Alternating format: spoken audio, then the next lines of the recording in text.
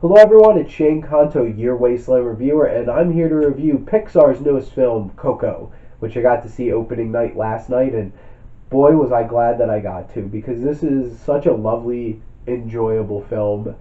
I loved it from start to finish. I was really engrossed. I'm a huge fan of music. This film is based off of music, and the music was great. But don't let me get too ahead of myself. So this was directed by Lee Unkrich and Adrian Molina, and the storytelling of this, there's nothing fancy about the storytelling, but it does a well balanced job of playing out the story and letting the audience hit on certain things when we need to, that builds up a lot of the tension and the emotion of this film. So I think they did a serviceable job with the storytelling that is very well paced, never bored once throughout this film, because this is a longer animated film. It is pushing an hour and 50 minutes. Once you get through 20 something minutes of trailers and like a 20-minute short from Frozen, which I honestly, after a while, I'm like, I don't need this. I just want to watch Coco. Let's move along here. But whatever. Because usually I really enjoy the Pixar shorts. We didn't get a Pixar short this time. We wind up getting a 20-minute Olaf from Frozen short.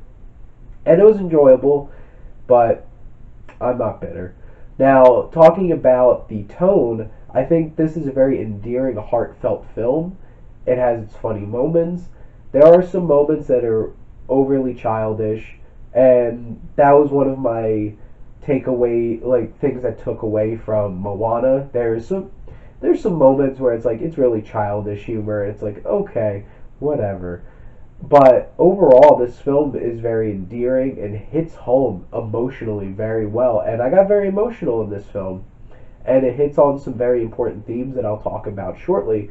The cinematographers for this are Matt Asbury and Danielle Feinberg. And this is a gorgeous film. Gorgeously animated. The city, like the City of the Dead, is so gorgeous.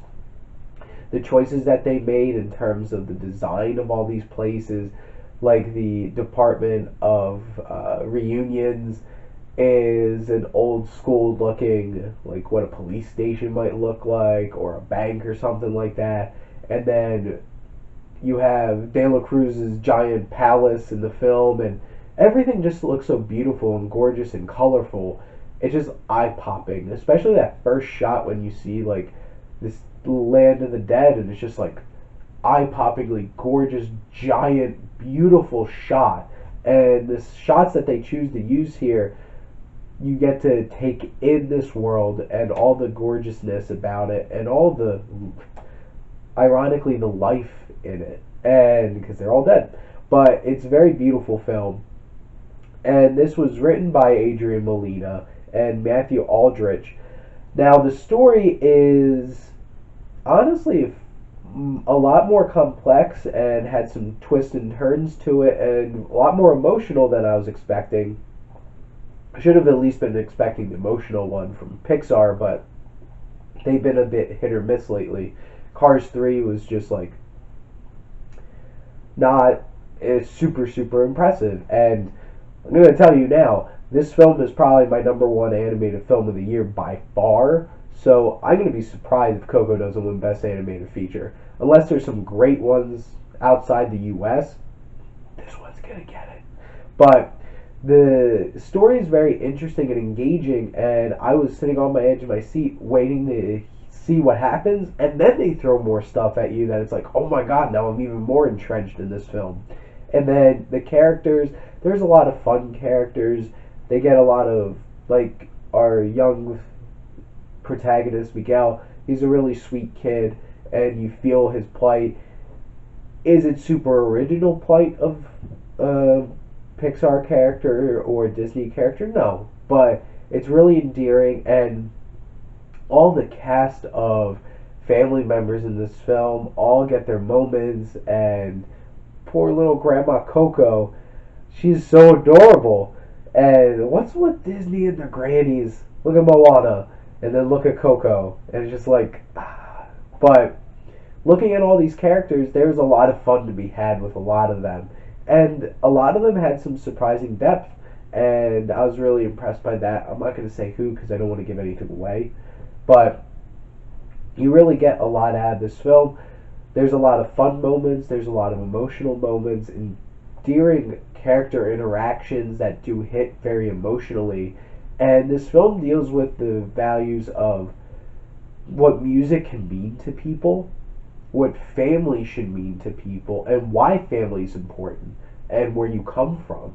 And then dealing with wanting to chase your dreams. And that's a big hero's journey kind of idea. And you get all those in this film. And it is a deep film. I've heard some people reviewing that it's a little predictable and pedestrian. I'm like, I didn't really feel that way. I feel like this film is really well done and sticks out among some of Pixar's best. Which, if you're saying it's among Pixar's best, you mean it's among the best of all animated films, because Pixar has done some of the greatest animated films out there. And the music, composed by Michael Giacchino, is gorgeous and beautiful and really brings life into this film. And then the actual songs written for the film, I love them. They're fantastic. Anthony Gonzalez, our young Miguel, does a fantastic job. And his singing and his vocal performance, and it really brings a lot of emotion to it. I actually went and got a bunch of the music on my Amazon Music because, of course, I did.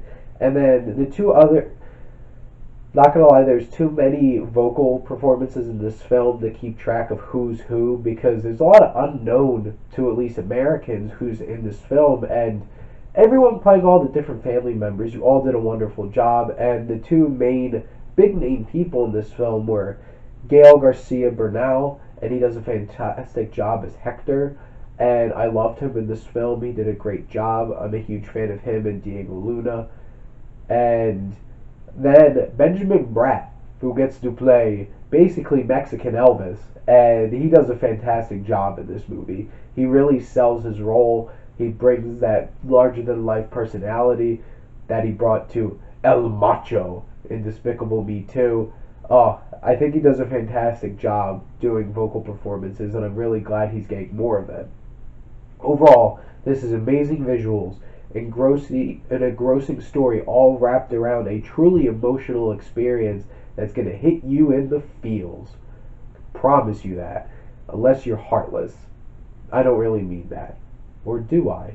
I don't know. Go see Coco and find out. I'm going to give Coco an A.